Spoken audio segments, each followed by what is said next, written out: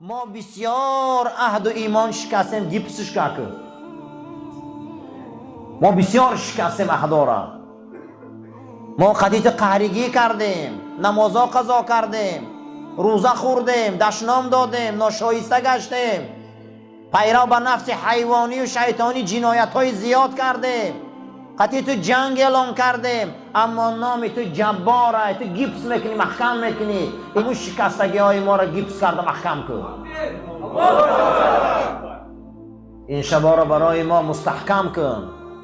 این شبا را برای ما همون شکستگی ها را مستحکم کن. همون شکستگی ها را آهن مان، پیوند کن. زیرا این که ما نمیخواهیم قطعی تو قهری باشیم. ما نمیخواهیم جسد ما جنایت زده باشد. ما نمیخواهیم که به این بدنی بوگین لحد دراییم. ما نمیخواهیم به این بدنی سرتاپا معصیت زده گور رویم. حبیبت حضرت محمد مصطفی صلی الله علیه و سلم فرمودن و وعده دادن، این نفر آسمانی، این پیامبر آخر، این فخر آدم، این کسی که ما از نوری او به دنیا آمدیم، وعده داد وقتی بنده مومن از دنیا میگذره بوی خوشبوی عطر روح او 7 طبقه آسمان خوشبو میکنه. ما میخواهیم که مسلمان مریم، ما میخواهیم که مؤمن مریم، ما میخواهیم که کمبوتی و شکستگی های ما را تو جبیره کنی، گیپس کنی، مستحکم کرده مادتی. ما نمیخواهیم که به این ایمان شکسته، توفیق شکسته، عهد شکسته، به معنیگی های زیاد ما درگاه تو بازگردیم. این شبهای جبیره های شبهای هست که تو را مستحکم میکنی، جبیره میبندی. انا همون پیش شکستبندها میرفتیم، من چوبه میموندم، تخم و زلال قدیم مستحکم کرده میبستم که دستگیرم. همین عرب جبیره میگفته. پروردگارا ما از رحمتت امید داریم که شکستگی های ما را تو جبیره کن. نام تو جباره، یک نام تو مهیمینه. معنی مهیمین چیه؟ دنیا پیش میره، دنیا بلند میشه، دنیا 1 میلیون سال دیگه عمر داره، دنیا 10 میلیارد سال دیگه عمر داره. نام خدا مهیمینه. معنی مهیمین چیه؟ هر روز یک نویگری میبره، هر روز یک علم میبره، هر روز یک اختراعات میبره، هر روز یک عالم و دانشمند میبره، هر روز یک اکادمیک افلاطون میبره. قرآن قطعی خدا مهیمینه. جواب اینه تا سوره اسرافیل دادگیه. معنی مهیمین چی بده؟ جواب همه این قرآن داده. جواب همه این قرآن داده. نام قرآن مهیمینه. معنی مهیمین همین بده که قرآن جوابگوه، پیغمبر جوابگوه، دین جوابگوه. ما باید لیاقت داشته باشیم، ما باید لایق باشیم، ما مسلمانی لیاقتمند باشیم که از این دین و قرآن و خدامان استفاده درست بریم.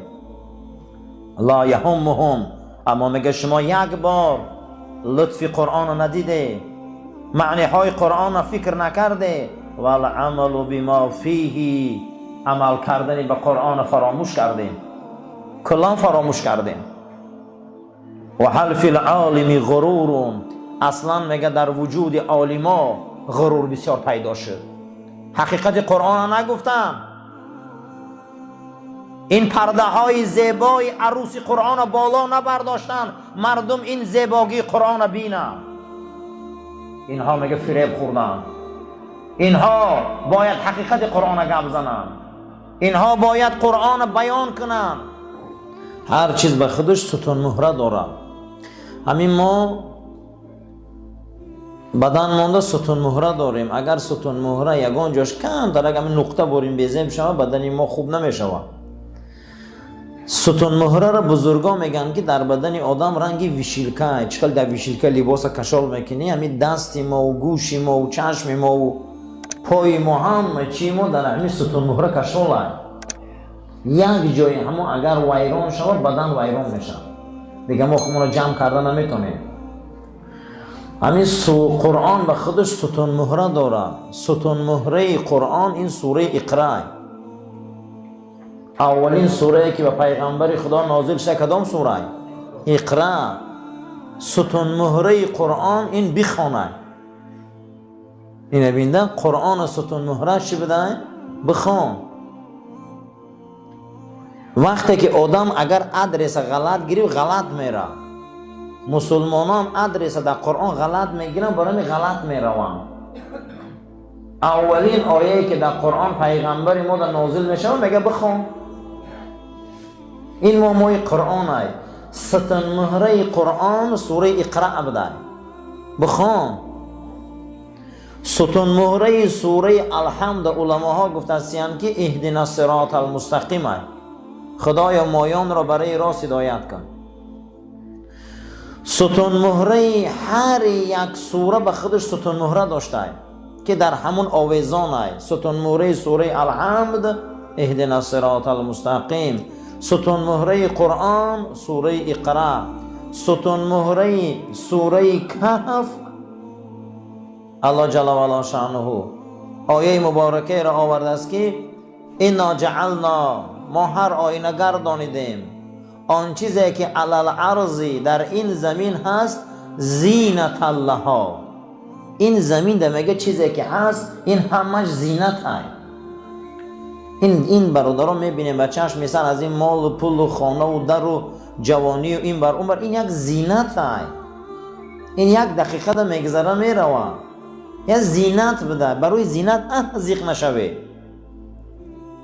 برای زینت زیق نشوه. من شاو شد با پگه سحر میشوه، این یک زینت است.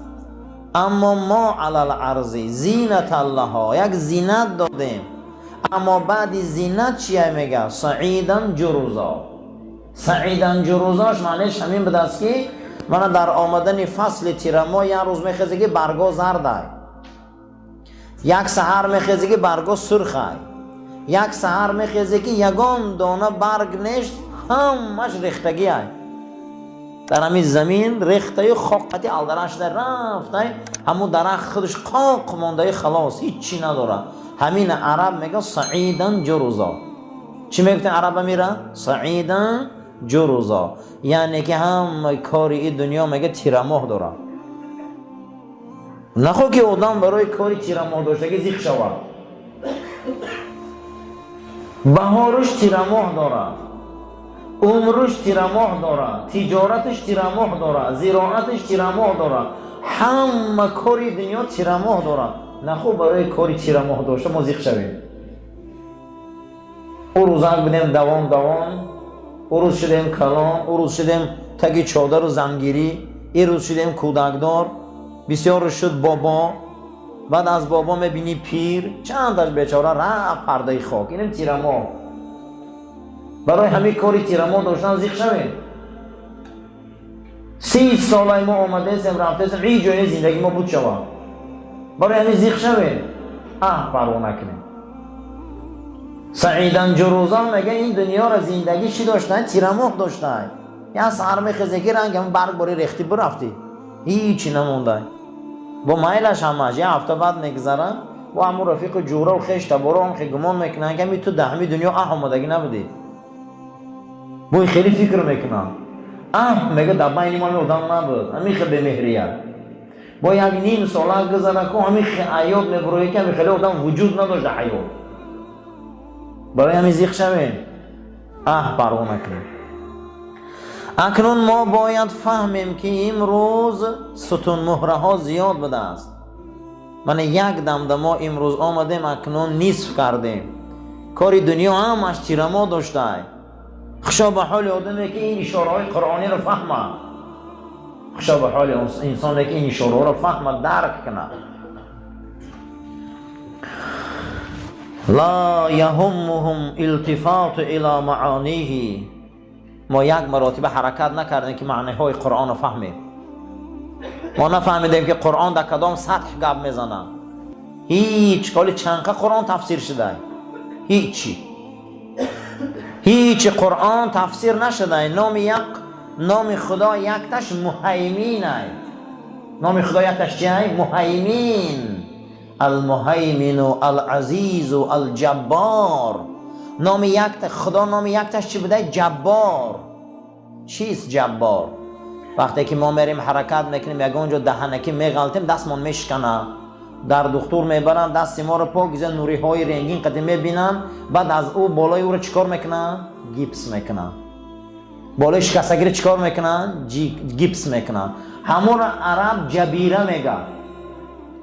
حدیث ابو هریره روایت کرده که رسول اکرم صلی الله علیه و سلم فرمودند صلات الرجل فی الجماعت، نماز مرد در جماعت چنان زیاتی و دوچند می شود از نمازی در خانش میخواندگی.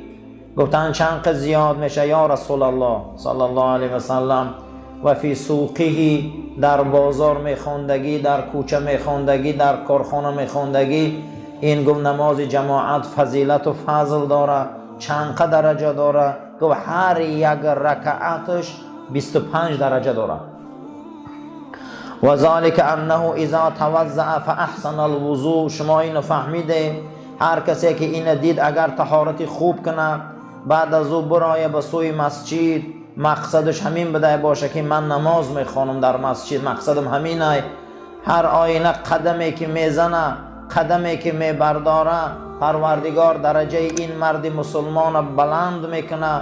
هر قدمی که میزنه خطاگیاش میبخشه. هر وقتا که این نماز میخوانه ملائکه ها میبیاین، همیشه بر او دعا میکنن. در داخل نمازش ملائکه ها میگفتین که خدایا ای بنده تا رحم کن.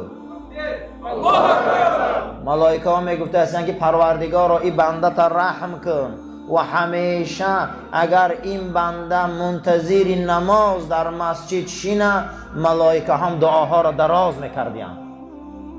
هر کسی که منتظر نماز در مسجد میشینه که من نماز خوانم با جماعت، ملائکه ها با دعاهاشون دراز شدن میگرفتن که خدایا رحمش کن، خدایا مغفرتش کن.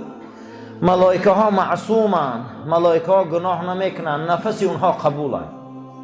خشا به حال آدمی که برای جماعت غم میخوره. در یک روایت دیگر آمده بوده است که میگن اللهم اغفر له، خدایا ای بنده تا مغفرت کن. بار پروردگار ای را به توبه رسان.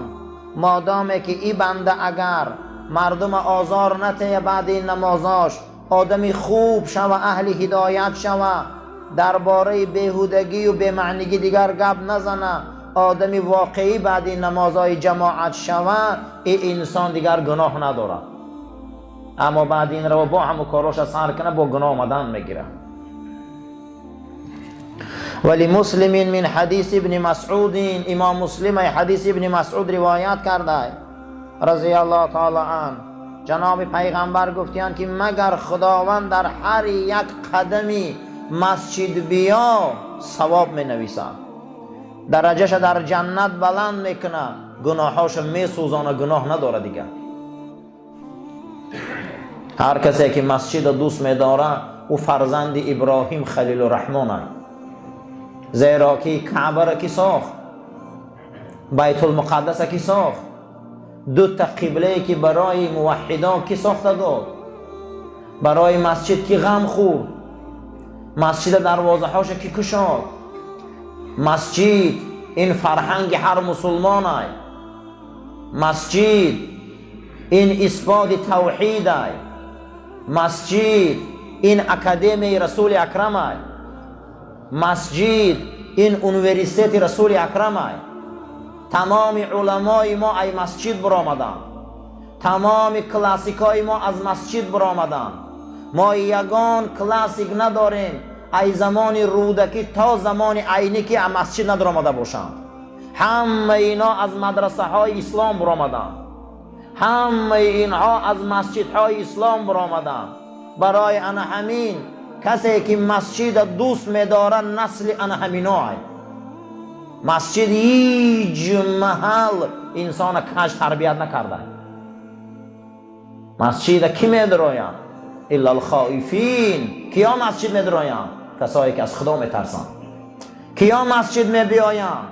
کسایی که از خدا پروا دارند. کیا مسجد می‌بیایند؟ اینها ملت ابراهیم خلیل الرحمن اند. کیا مسجد می‌بیایند؟ اون کسایی که ابلیس غمگین میکنند.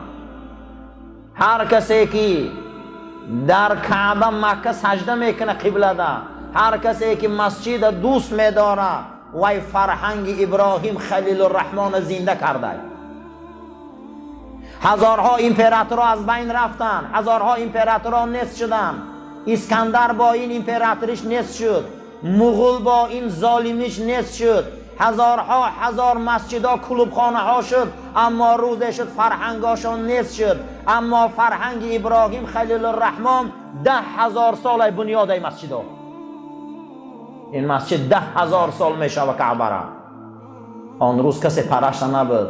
امروز در اطراف کعبه جای سوزان پرتایی نمی‌یابید. این فرهنگ حضرت ابراهیم است. برای اینجا دعا کرد، برای اینجا درود گفت. دعای ابراهیم مسجد آباد کرد. دعا میکنیم که اللهم ربنا آتنا فی دنیا حسنة و فی الاخرة حسنة و قنا عذاب النار. پروردگارا درهای مسجد را در دنیا گشاده گردان، نمازخوانش زیاد گردان. از این مسجد آدمای نمونه برار، مسلمانای واقعی برار و برکت این مسجد ما اجر مکافات پیامبر گفته ما نصیب گردان. گناههای ما را درگذر. ربنا لا تزغ قلوبنا بعد اذ هدیتنا و هب لنا من لدنک رحمة انک انت الوهاب. آمین یا رب العالمین.